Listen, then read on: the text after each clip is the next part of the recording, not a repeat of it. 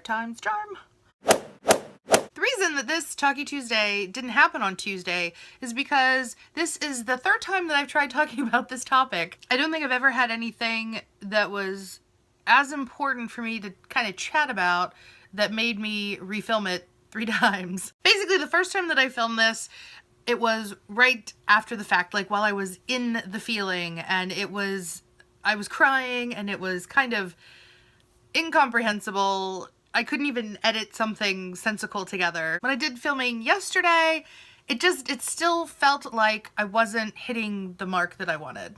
So here we are for the third try. I'm sure that I've touched on it here and there, not in depth, but I am adopted, and that has affected a lot in my life. The thing that really stirred up all these emotions, and it's something, I don't know why I do it, because I know how I'm gonna feel every time I'm done watching it or reading about it. There was a show on about a woman who was adopted, who was trying to find her biological family, and every time that I watch them, it just rips me apart, just inside. Everything's just, and I'm in tears and bawling, and it just throws me in such a low place, because especially if they find people, it's like I'm so happy for them, but then I'm so sad for me because I haven't had that experience. Before I go any further, I just want to say this is all me, my opinions, my feelings, how it has affected me, because not everybody, just with any kind of situation, is affected the same way or feel something the same way. So I just wanted to put that little disclaimer out there. I knew from a fairly young age that I was adopted. I think I was about 7 when my parents told me. There were times in school when I was made fun of for that, and it hurt, but at the same time it gave me some confidence in standing up for myself, because I stood up for myself. Even as a baby, I was very independent, very much my own kind of person. One of these days I will show you how much of my own person I was when I was little, because my God, the fashion choices that I made when I was a child. I always felt very different from everybody else, especially in my family, because I didn't look like anybody else, and they all had just a different bond that I couldn't explain. Really hard to describe that feeling too to somebody who isn't adopted, who doesn't have those same feelings of feeling like an outsider. I've also had kind of this deep-seated need to please, which I think stems from a fear of rejection because of being rejected at birth.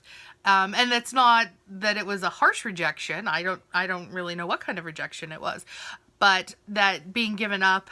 And, you know, sometimes I had wondered when I was younger, after I learned that I was adopted, was it that I wasn't good enough for my birth mother to keep me? Did I do something wrong? Did I kick her too hard when I was in her womb?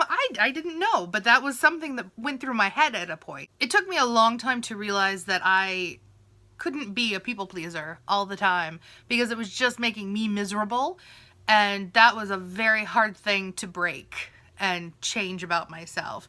But that fear of rejection, it's still in there. The best way for me to describe how I feel is like a puzzle with some pieces missing. Like I'm almost there, I'm almost complete, but there are some pieces that got lost under a sofa somewhere, and I don't know where that sofa is. I don't know if, you know, that sofa even wants me to find it. I don't know. There's a hole, and I want to be able to get the information to fill it and to answer questions. It doesn't have to be some big Hollywood type reunion where, you know, everybody comes together and we're together for the rest of our lives. Even if those answers are as clinical as just medical records to let me know what people have gone through that I'm blood related to, that would be enough. Just because when I think of the future, children, what am I passing on? What might I deal with when I'm, you know, 60? What if I get slapped out of the blue with some disease that no one's ever heard of before, but, you know, if I knew that my great-great-grandmother had it?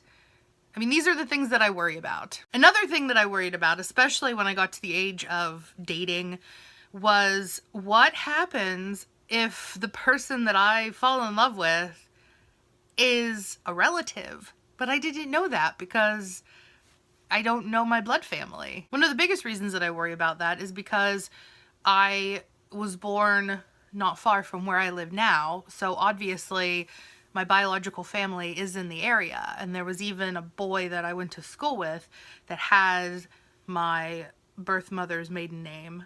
So, you know, I would think, is he maybe a relative? But, I mean, you can't really ask something like that when you don't know. And the only reason that I actually know what her maiden name was is because the court accidentally sent papers to the house that they weren't supposed to. The letter also really stuck with me. I was listed as orphan female and her maiden name. And that was just that word, orphan, because orphan always seemed like such a horrible thing to be. And yet here I was listed as that on this paper. I was never technically in foster care. There was a woman that cared for me in that interim from birth to being with my parents, which was about 3 weeks. So that's about the most that I had. And I had a different name. I was called Stephanie whenever I was in that care. There's even a picture where she had erased where it said Stephanie and then wrote my name over top of it. I have a little bit of information on her. I have some notes that the woman in charge of my adoption had given my parents. So I know that she was about 24 whenever I was born. She had black hair, she had green eyes, she was heavier set, and she was of Irish and German background.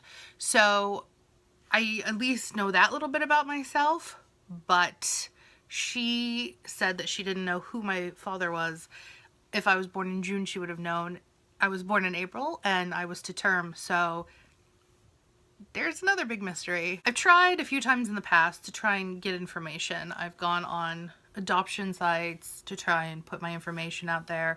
I've tried to contact legally about getting it done, and I feel like I just kept hitting roadblocks all the time, that I needed a letter, I needed a lawyer, I needed, you know, all of these things, and it would get so frustrating. It's like all I want to know is a little bit of medical history. I just want to know a little bit more about who I am.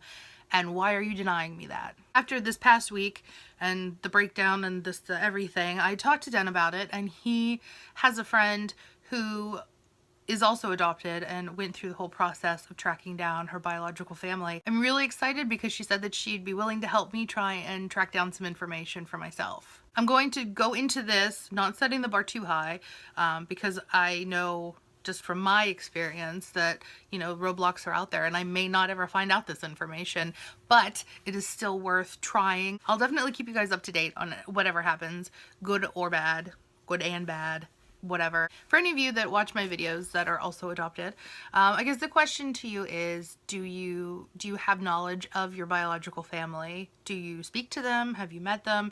Do you know information? Do you have an interest to know them if you don't? Also, if you've done a search and you've been able to find information, maybe leave some of those details down below of what you did, of who you contacted, and it might help, you know, me, it might help other people that are also on the search. And as always, if you just have questions and comments in general on this whole subject, put them down below and I will get back to you as soon as I can. I am really proud of myself that I made it through without crying.